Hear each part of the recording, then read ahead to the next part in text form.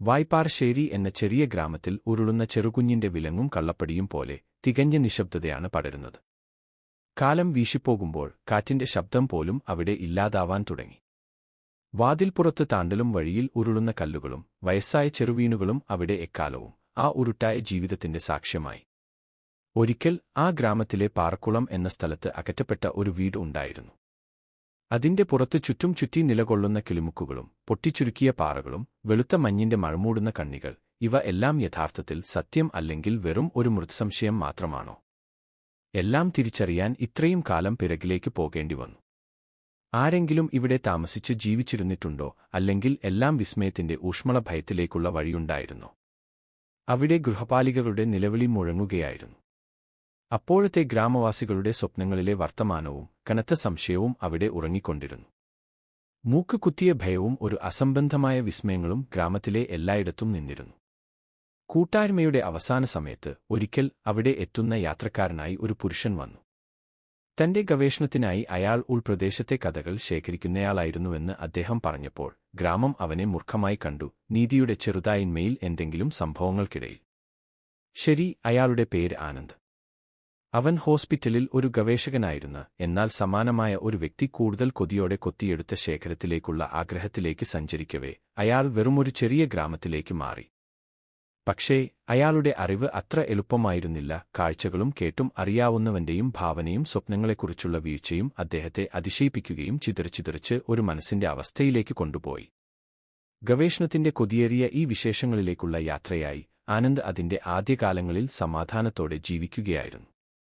എന്നാൽ ഏതെങ്കിലും സമയം ചുറ്റുപാടുകളിൽ നിന്നും ഒരു ഭീതി പടർന്നു വന്നപ്പോൾ അയാൾ അലസമായിരുന്നില്ല. ഏതൊരു രാത്രിയിലും അയാൾ സ്വപ്നം കണ്ടു. ഒരു പെൺകുട്ടി, ഗ്ലൂമിസും നിശബ്ദവുമായ ആ മുഖം അയാളുടെ സ്വപ്നങ്ങളിൽ എത്തിയപ്പോൾ അവന്റെ അവസ്ഥ ഒരു ദുഃഖത്തിന്റെയും വെളിച്ചത്തിന്റെയും ഇടയിലായി. ആ പെൺകുട്ടിയുടെ കണ്ണുകളിൽ ഭീതി നിറഞ്ഞിരിക്കുന്നു. അവളുടെ ചിരിയുള്ള മുഖം കനിവിനാൽ മുങ്ങിയിരിക്കുന്നു, എന്നാൽ അത് അശാന്തി മാത്രം നൽകുന്നു. ആ കഷ്ടപ്പാടുകൾ എല്ലാം പിന്നീട് തന്റെ അകത്തെ ദുഃഖത്തിൽ വളർന്നുവെന്ന സങ്കല്പത്തിൽ ആനന്ദ് കൂടുതൽ തിരയുകയാണ്. അദ്ദേഹം കൂടുതൽ തെരഞ്ഞു വീണാൽ ഇത് ശക്തി വീര്യത്തിന്റെ നിർണായകമായ വഴിയാകും.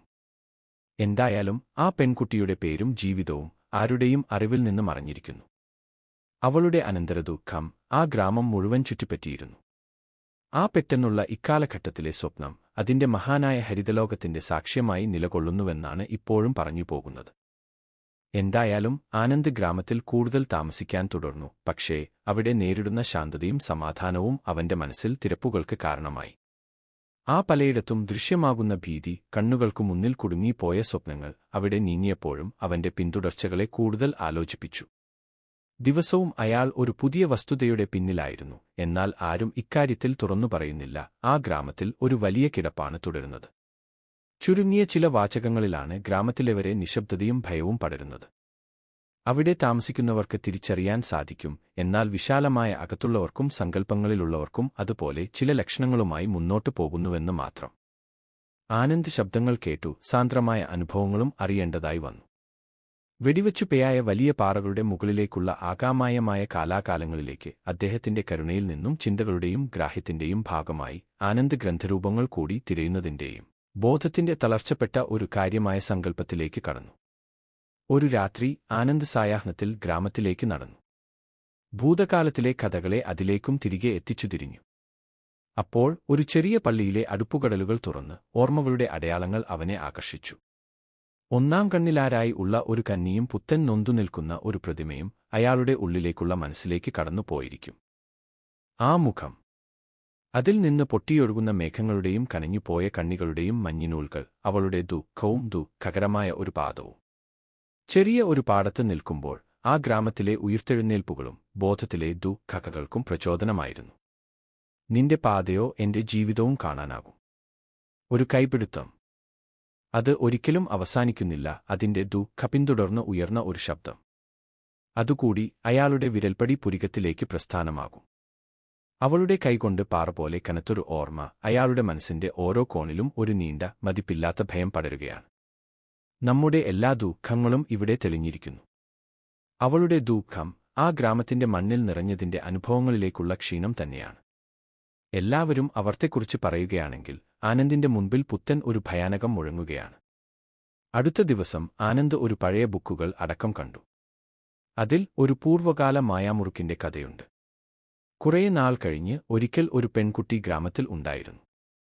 അവളുടെ ഉള്ളിൽ നിന്നും പരന്നു പോകുന്ന അവളെ ചുറ്റുന്ന ദുഃഖത്തിന്റെ ലോകം ആരും അവളെ ജീവിക്കാൻ സഹായിച്ചില്ല. ഞാൻ മൃത്യുഞ്ജയിയായിരിക്കുക അവളുടെ ചിരിയിൽ നിന്നും പറഞ്ഞുപോയവണ്ണം. എന്റെ ദുഃഖം ഇവിടെ പോകുന്നില്ല. പുറത്തുനിന്നുള്ള ആ ശബ്ദങ്ങൾ അവളുടെ ബോധത്തിലേക്ക് പതിച്ചുകൊണ്ടിരിക്കുന്നു. ഉറ്റവരിൽ നിന്നും അടഞ്ഞിടുന്ന തണുപ്പുകൾ അവളുടെ കരുത്തിൽ നിന്നും നിറഞ്ഞു.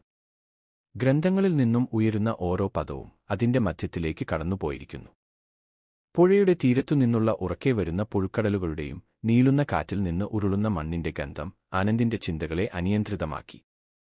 അർത്ഥമില്ലാത്ത മറ്റൊരു ലോകത്തേക്കുള്ള വഴി പോലെ ആഗ്രഹം നഷ്ടമായാൽ മാത്രമേ അതിനെ തിരിച്ചറിയാനാവൂ എന്ന് അയാളുടെ മനസ്സിലായി. പക്ഷേ ഗ്രന്ഥത്തിൽ ഉളുത്തുപോയ കഥകൾ അവനെ സ്വപ്നത്തിലേക്ക് നയിച്ചു. ആഗ്രഹിക്കുന്നില്ലാത്ത ഭയങ്ങൾ, അവന്റെ ദയനീയമായ വേവലാപ്പുകൾ.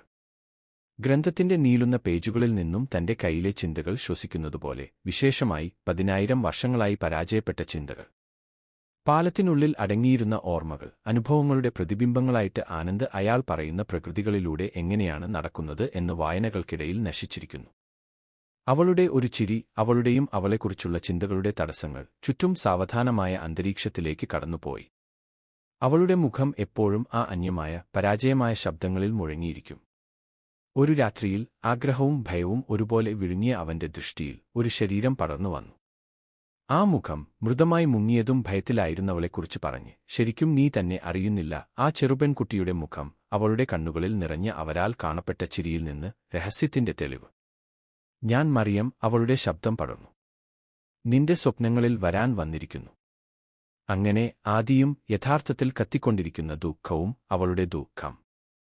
മറിയം എന്ന പെൺകുട്ടി ഗ്രന്ഥത്തിൽ നിന്നും ആദ്യമായി ഹൃദയം ഉണക്കിയതുകൊണ്ട് അയാളുടെ മനസ്സിൽ ആദ്യമായി പൊട്ടിയെടുത്ത ഒരു അടിയുറപ്പുള്ള, വിസ്മയമൂല്യത്തിൽ വിട്ടുപോയ സന്ദർശനമായിരുന്നു. ഇതാണ് എന്റെ ഗ്രാമം. ഇതിൽ ഞാൻ ജീവിച്ചിരുന്ന കാലം, മറിയം പറയുന്നു. നിന്റെ കയ്യിൽ നിന്നുകൊണ്ട് എത്ര കനത്ത കഥകൾ പറയാം. നിന്റെ യാത്രയിൽ തിരിച്ചറിയാത്ത പ്രണയം. ആനന്ദിന്റെ കണ്ണുകൾ വെച്ചപ്പോഴാണ് അവളുടെ നാടോടി കണ്ണുകളിൽ ഒന്നാം പ്രകാശം ഉണ്ടാക്കിയത്. ആ സന്ദർശനത്തിൽ ഒരുപാട് പകയുള്ള ചരിത്രം. മരുന്നുകൾ പൂക്കുകളാക്കി എപ്പോഴും ഞാനുണ്ടായിരിക്കുന്നു. എനിക്ക് കാര്യം ഇല്ല, മറിയം പറഞ്ഞു.